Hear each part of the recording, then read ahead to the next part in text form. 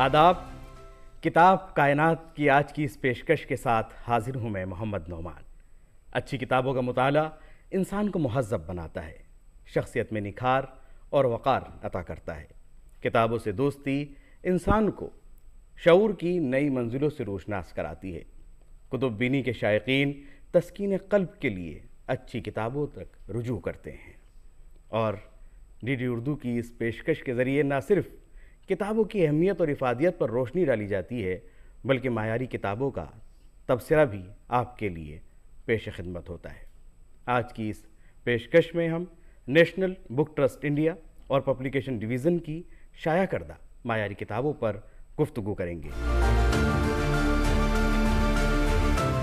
Programme के पहले segment में जिस उर्दू किताब पर आज बात होगी उसका उन्वान है हिंदुस्तानी समाज। नौजवान कारी को ख़ास तौर पर मुखातिब करने वाली इस किताब में हिंदुस्तानी समाज के माजी और हाल की बाजियाफ्त मुख्तलिफ माखज़ों के वसीले से की गई है। यूनिटी इन डाइवर्सिटी जो हमारे मुल्क की पहचान है, कसरत में वहदत के इसी नमू को हिंदुस्तान के पेचीदा तारीख़ी पस मंज़र में तलाश किया है प्रोफेसर श्यामा चरण दुबे ने। नेशनल बुक ट्रस्ट इंडिया के ज़रिए शाया करदा इस किताब का उर्दू तर्जुमा किया है अज़ीज़ परिहार ने, और इस किताब पर गुफ्तगू करने के लिए हमारे साथ आज मौजूद हैं सैयद सबा रिजवी साहिबा। आपका बहुत बहुत इस्तकबाल है किताब कायनात के आज की इस पेशकश में। बहुत बहुत शुक्रिया आप सबका। और मैं तो वाकई बहुत खुशकिस्मत समझती हूँ कि मुझे ये किताब पढ़ने का मौका मिला। वैसे मैंने इस किताब का जिक्र पहले इल्म था मुझे इस किताब का। इसका इंग्लिश एडिशन आ चुका है 1990 में, और उसके बाद 2011 में इसका हिंदी एडिशन भी आया था, जो कि मतलब हिंदी में भी इसका तर्जुमा किया गया था 2011 में। और सिविल सर्विसेज के दौरान ये हमें एक तरह से मस्ट किताब बोली गई थी कि इस किताब को पढ़ना चाहिए, पर उस वक्त नहीं पढ़ पाई मैं। और आज जब मैंने इसे पढ़ा तो एक होता है ना कि एहसास कि इसको पढ़ना चाहिए था, और ये जान के कि उसका उर्दू में तर्जुमा हो गया है तो बहुत ज़्यादा बहुत कारगर साबित होगी उन लोगों के लिए जो उर्दू मीडियम से हैं, जो उर्दू के तालिब व तालिबा लोग हैं, उनके लिए बहुत फ़ायदेमंद साबित होगी। उस वक्त नहीं पढ़ सकी, अब जी चलिए किताब कायनात के जी, तवस्सुस से आपने पढ़ी, इसीलिए मैं बहुत शुक्रगुजार हूँ। कैसी ये किताब लगी आपको? पहला तासुर क्या रहा? मैं ये कहूँगी कि बस जो मैंने आपसे कहा ना कि जो एक अफसोस सा रहा, उस अफसोस से आप जान सकते हैं कितना मुझे लगा कि नुकसान हुआ है जो मैंने इस किताब को नहीं पढ़ा। इस किताब में हिंदुस्तानी समाज के मुख्तलिफ़ पहलुओं को पे तफसीली बयान दिया गया है, जिसमें ज़ात पात का निज़ाम है, आपका जो आपने कुछ बातें आपने बताई कसरत और वहदियत के बारे में, यूनिटी एंड डाइवर्सिटी के बारे में, और ये औरत और मर्द के जो रिलेशन है उसके ऊपर ताल्लुक़ के ऊपर है, देहाती और शहरी इलाक़ों के जो ताल्लुक़ हैं उस पर बात की गई है, और साथ ही साथ जो पैटर्न ऑफ चेंज जो वक्त के साथ आया है उस पर भी बात की गई है। तो ये अपने आप में एक मुकम्मल किताब है। भले वो 160-162 सफ़ों में इसको समेट के रख दिया गया है, मुख्तसर सी किताब है, लेकिन इसको पढ़ने के बाद मुझे ये एहसास हुआ कि वाकई ये हर किसी को पढ़ना चाहिए। क्योंकि मैं अगर आप आगे इस पे बात होगी तो मैं ज़रूर आपको बताऊँगी बहुत सारी चीज़ें जो बदगुमानियाँ सोसाइटी में फैली हुई हैं, कई चीज़ों को लेके जो आपकी बातचीत के दौरान मैं सामने लाऊंगी, उसको भी ये दूर करती है। और एक ऐसी बैलेंस्ड अप्रोच से लिखी हुई किताब जिसको पढ़ने के बाद मैंने जैसे पहले भी आपसे शायद जिक्र किया था, इससे पहले जब बात आपसे हमसे हो रही थी, मैंने आपको बताया कि इसमें एक ऐसा अप्रोच दिया गया है कि आज के सोशल मीडिया के ज़माने में जब इतनी ज़्यादा इन्फॉर्मेशन चारों तरफ आपके आ रही है और आप प्रोसेस नहीं कर पा रहे हो, और एक तरीके से मैं ये कहूँगी कि अपनी सोच ख़त्म हो गई है, उस दौर में एक ऐसी किताब का आना जिसमें आपको मतलब आ तो पहले चुकी थी, पर हमारे उर्दू अदब के लिए उर्दू अदब के लिए ऐसे मुद्दों को लेकर आना, उस मुख्तलिफ एरियाज़ को कंसिडर किया है इसमें, जिसमें वो आपको अपने कई चीज़ों पे सोचने पे मजबूर करती है। इसमें आपकी जड़ें, तब्दीलियाँ, कैसे असल चीज़ शुरू हुई, फिर उसमें तब्दीलियाँ क्या आई, माशरे में कैसा उसका असरअंदाज रहा, और साथ ही साथ उस असर जो एक सवाल भी आपसे पूछती है, जवाब भी आपको बताती है और आप पे भी छोड़ती है। तो ये अपने आप में मेरी नज़र में एक मुकम्मल किताब है। हिंदुस्तानी समाज की तश्कील की बात उन्होंने बिल्कुल, हाँ, हिंदुस्तान जी पहला किस तरह से श्यामा चरण दुबे बता रहे हैं कैसे तश्कील हुई, और वो ये चीज़ को तो बहुत पहले से लेकर उन्होंने एक तरह के इसमें जो एक हिस्टोरिकली भी उस चीज़ को प्रूव किया है कैसे समाज बना है, जहाँ से ये पूरा उन्होंने इंडस वैली सिविलाइजेशन से पहले से बात करते हुए इंडस वैली सिविलाइजेशन से आए हैं, क्योंकि हमारे पास कोई रिटर्न रिकॉर्ड नहीं था, तो इसलिए उन्होंने उसको जोड़ा है कि IVC के टाइम पे किस तरह से कई लोग थे, उसमें कई जो स्केलेटल रिमेन्स मिले, उसमें ये पता चला कि बहुत सारे लोग मिलजुल के रहते थे, कई रेसेस के लोग। फिर आर्यन के आने के बाद किस तरीके से वर्ण और जाति में चीज़ें बदली हैं, उसके बाद धीरे धीरे कैसे ग्रीक वगैरह आए, फिर कैसे वो मतलब मिलते गए सब हिंदुस्तानी समाज में, मिल के सब बनाते रहे कहीं ना कहीं उन्होंने। और उसके बाद वो पूरा गजनी से लेके पूरा 1526 से लेके, मतलब वो पहले से लेके आज तक का जो पूरा समाज धीरे धीरे बना है, जिसको आजकल के मैं यहाँ पे एक और बात जोड़ना चाहूँगी कि जैसे लोग कहते हैं कि बाहर से आके बस गए, बाहर से आके कोई बसा नहीं था, बड़ा ऑर्गेनिक सा तरीका था, बहुत नेचुरली धीरे धीरे धीरे धीरे सब आपस में मिलते गए और एक समाज का जो तश्कील हुई है वो। श्यामाचरण इस बारे में पूरी तरीके से इसमें रोशनी डालते हैं। आपने ख्वातीन की भी बात कही कि इसमें ख्वातीन की जो हालत है उस पर भी और उनके स्टेटस पर भी बातचीत की गई है। किस तरह के हालात बताए गए हैं, कैसे रोशनी डाली है इसमें? इन्होंने शुरुआत से ही जहाँ पे जो ये वाला है और ख्वातीनों के किरदार की जो बात इसमें इन्होंने की है, शुरू से उन्होंने बताया है कि एक जो कॉन्फ्लिक्ट रहा है वो शुरू से रहा है। एक तरफ उसको एक देवी का वो माना गया है कि लोग ऐसी सी बातें करते थे, जिस घर में मतलब औरत की इज्जत है उस घर में देवी वास करती है। यहाँ से शुरुआत करते हुए उन्होंने एक दूसरे पहलू को भी लेकर आए हैं कि दूसरा पहलू ये भी है कि औरत को, क्योंकि ये माना जाता था कि वो इज़्ज़त का बायस है, तो उसे घर में रखा जाए, वो बाहर ना निकले, उस पर पाबंदियाँ लगाई जाएं और उसकी शादी, इसीलिए बहुत सारी जो चीज़ें आ गई, जैसे हम सोशल लेवल्स बोलते हैं, उसकी शादी जल्दी कर दी गई और उसे घर बाहर निकलने नहीं दिया गया, तालीम हासिल करने नहीं दिया गया।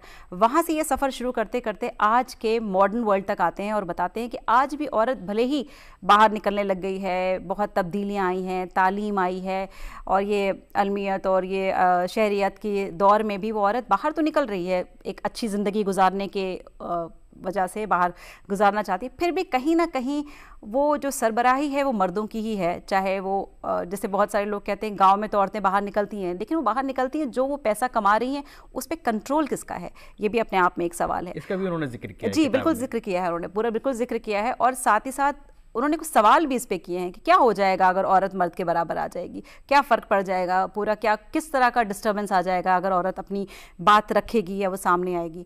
पर ये जो ये रवायत जो कहते हैं ना, जो एक मॉडर्निटी और ट्रेडिशन का जो तनाजुर दिखाया है ना, इसमें कि इतनी कॉन्फ्लिक्ट है कि हम पुरानी चीज़ों को छोड़ना भी नहीं चाह रहे हैं और नई चीज़ों को अपनाना भी चाह रहे हैं। तो जो एक लाइन इन्होंने बहुत अच्छी लिखी है आखिरी के कुछ सफ़ों में, उन्होंने लिखा है कि जो ये बड़ा ही कठिन, जो बराबरी का जो मुद्दा है, ये बहुत ही कठिन और तवील सफ़र है और बहुत पेनफुल भी होने वाला है। ये ट्रॉमा ऑफ चेंज इसको नाम दिया है उन्होंने कि ये एक बहुत तकलीफदेह सफ़र है बराबरी का सफ़र, लेकिन इसमें सबको, हर एक को अपनी जिम्मेदारियां निभानी होंगी और फिर धीरे धीरे हम इसको भी, ऐसा नहीं है कि इन्होंने कोई नाउमीदी है पूरे चैप्टर में या पूरे किताब में सिर्फ उन्होंने तकलीफ़ों का ही बयान किया है, ऐसा कुछ नहीं है। बाद में उन्होंने बहुत सारी उम्मीद भी जगाई है कि वो भी मुमकिन है, यानी सॉल्यूशन भी। जी सॉल्यूशंस भी है। तभी मैं आपको कह रही हूँ ना कि वो एक ऐसा कैप्सूल है कि आप खा लेंगे तो बहुत सारी चीज़ों का सॉल्यूशन आपको मिल जाएगा। इसमें इन्होंने देहात और शहर, इसके ताल्लुकात की भी इन्होंने बात की, किस तरीके से देहात का असर शहरों पर, वही जो समाज बनता है उसके ऊपर किस तरह से रोशनी डाल रहे हैं। देहात और शहर के कंटेक्स्ट में उन्होंने कहा है कि वहाँ का जो सोशल स्ट्रक्चर है थोड़ा सा मुख्तलिफ है। जैसे वहाँ पे जाति वाति अलग से नहीं होता, जजमानी सिस्टम होता है, वहाँ पे काफ़ी इंटरडिपेंडेंस होती है।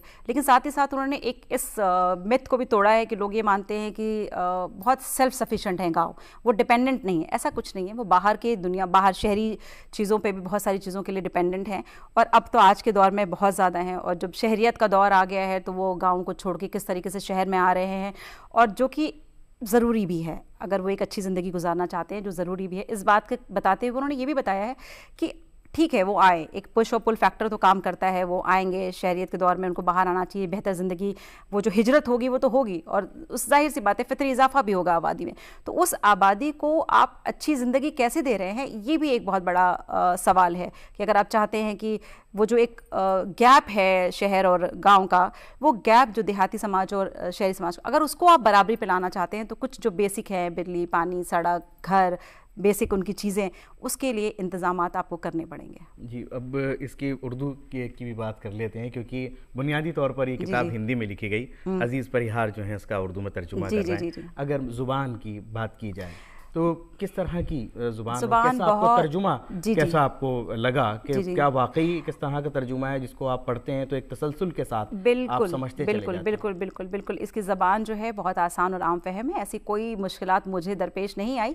और प्लस इसमें इस बात का भी बहुत ख्याल रखा गया है कि कुछ जैसे सोशियोलॉजिकल और ये टर्म्स अलग होते हैं, एंथ्रोपोलॉजिकल टर्म्स जो होते हैं वो थोड़ा अलग होते हैं, तो उसका इस बात का भी ख्याल रखा गया कि उसको इंग्लिश में भी उन्होंने इसमें मेंशन कर दिया है, तो लाइक किसी भी तबके को ऐसा कोई बहुत ज़्यादा परेशानी ना हो पढ़ने में।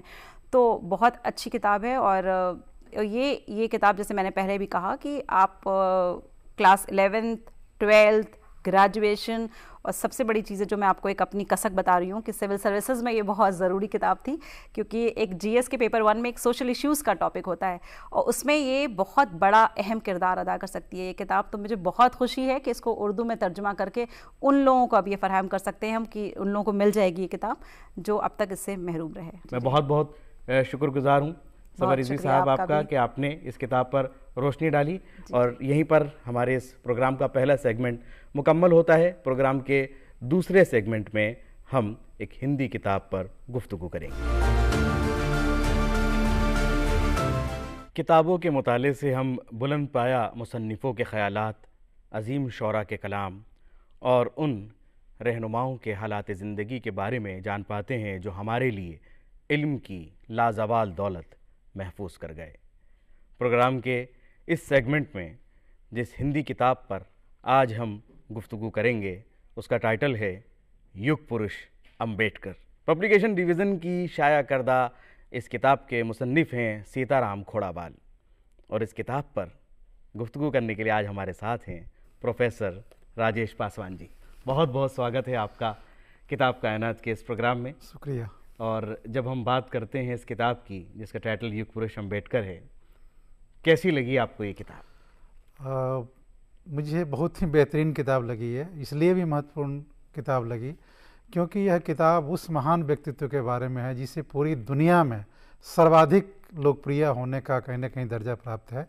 और उससे भी बड़ी बात मुझे ये लगी कि जिनको समझने के लिए बड़े बड़े विद्वान, बड़े बड़े आलिम फाजिल लोग, जिनको पूरी तरह से जिनके लिए समझना मुश्किल है, जिस व्यक्तित्व को समझना, उस व्यक्तित्व को छोटे बच्चों के लिए समझाने लायक बनाना, उसके लिए कंटेंट तैयार करना, उनकी भाषा में, उस शब्दावली में इस तरह की कथा कहना, इस तरह के जीवन परिचय कहना जो आम बच्चों के लिए उपयोगी हो। इसके लिए मैं प्रकाशन विभाग का भी, एनबीटी का भी और आपका भी बहुत शुक्रिया अदा करना चाहूँगा कि आपने इस महत्वपूर्ण किताब पे चर्चा रखी।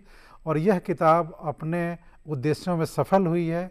छोटे बच्चों को डॉक्टर अम्बेडकर, बाबा साहब अम्बेडकर और युग पुरुष अम्बेडकर को के बारे में ठीक से बताने में पूरी तरह से सफल हुई है। एक बड़ी personality, versatile personality doctor Ambedkar की, और एक मुख्तसर सी किताब तकरीबन 37 पेजेस की, किन पहलुओं पर रोशनी डाली है सीताराम खोड़ावाल जी ने डॉक्टर साहब की?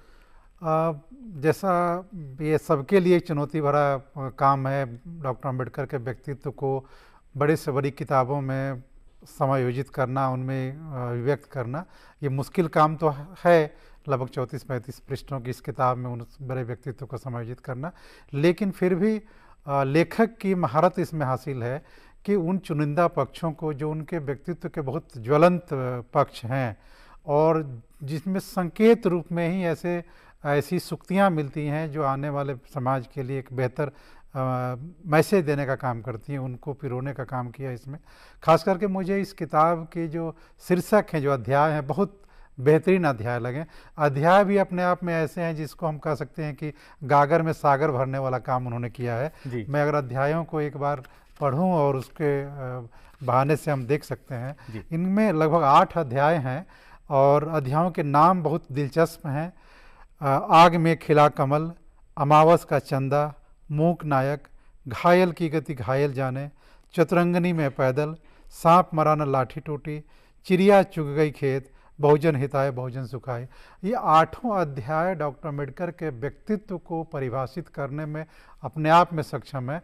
और ख़ास करके उनके लिए जो कह सकते हैं कि जो बच्चे हैं, जो कम दर्जा में पढ़ने वाले विद्यार्थी हैं, उनको ये शीर्षक भी बहुत बेहतर ढंग से कह सकते हैं कि एक रोचकता पैदा करता है। कई बार किताब के बारे में पढ़ने से शीर्षक की अगर रोचकता मिल जाती है तो पढ़ने के प्रति ललक और पैदा हो जाती है।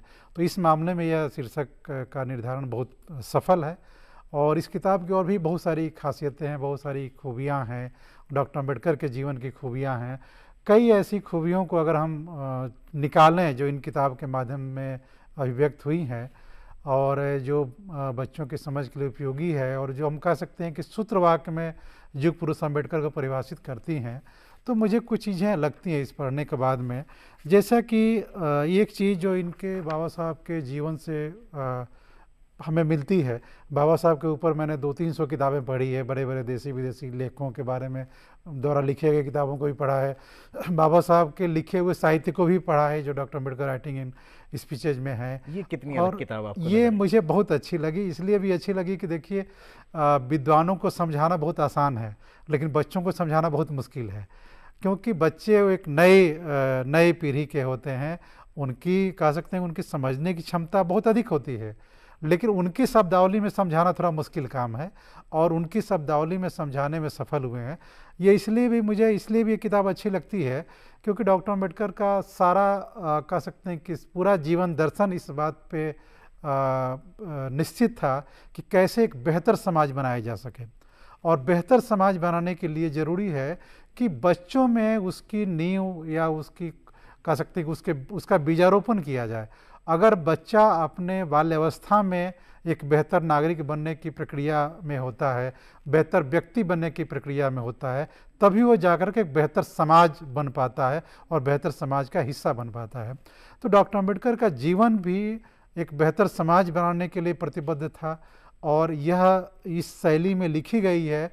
यह शैली भी उन्हीं बच्चों को समझाने लायक है और सीताराम खरवाल जी का प्रयास बेहतर है कि बच्चों को भी उन मूल्यों की शिक्षा दे दी जाए जो बेहतर समाज के लिए ज़रूरी है। यहाँ एक सवाल और पूछूंगा, जैसे आपने कहा कि बच्चों के लिए बहुत अच्छा कंटेंट और बच्चों की भाषा में, बच्चों की ज़ुबान में उन तक मैसेज पहुँचाने की बहुत अच्छी कोशिश की गई है, लेकिन क्या उसके साथ साथ जो हायर स्टडी के स्टूडेंट हैं उनके लिए भी उतनी लाभकारी है ये किताब जितनी बच्चों के लिए, या सिर्फ इसको हम बच्चों तक महदूद रख सकते हैं और हायर स्टडी के लिए जो कंटेंट है वो अलग?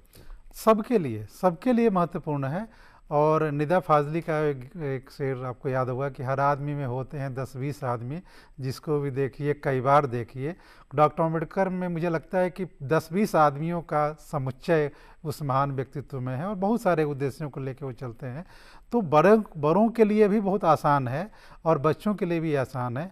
जो मैं कुछ मूल्यों की बात कर रहा था जो इस किताब से निकल के आती है, जैसे एक मूल्य जो डॉक्टर अम्बेडकर के जीवन से भी निकले हैं कि अपनी बात को मनवाने के लिए संवैधानिक तरीकों का इस्तेमाल किया जाए।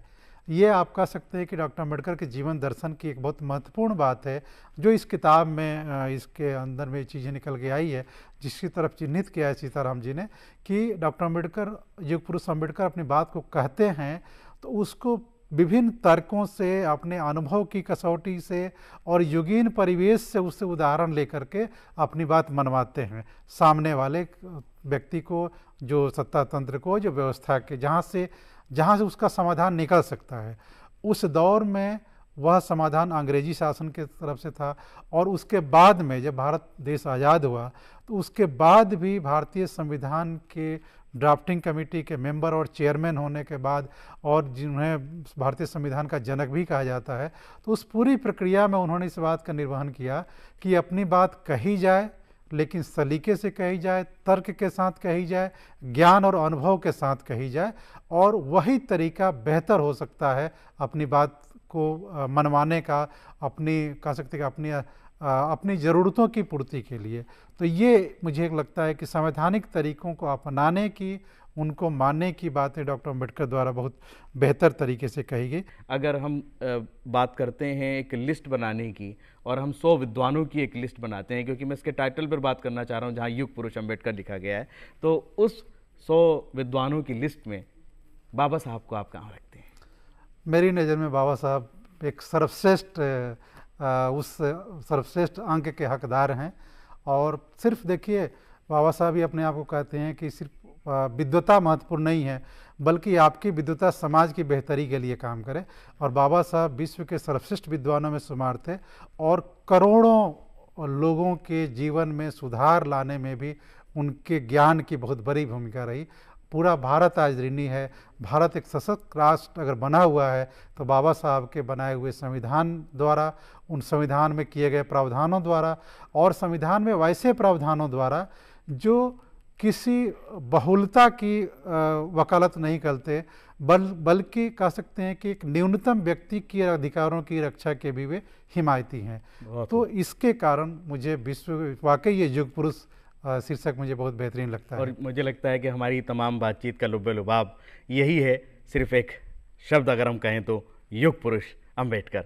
बहुत बहुत धन्यवाद आपका, आपने प्रकाश डाला आज की इस किताब पर। हम आपका शुक्रिया अदा करते हैं और यहीं पर किताब कायनात का दूसरा सेगमेंट मुकम्मल होता है। बढ़ते हैं अब तीसरे सेगमेंट की तरफ और इसमें हम रोशनी डालेंगे पैगाम आफाकी की हयात व खिदमात पर।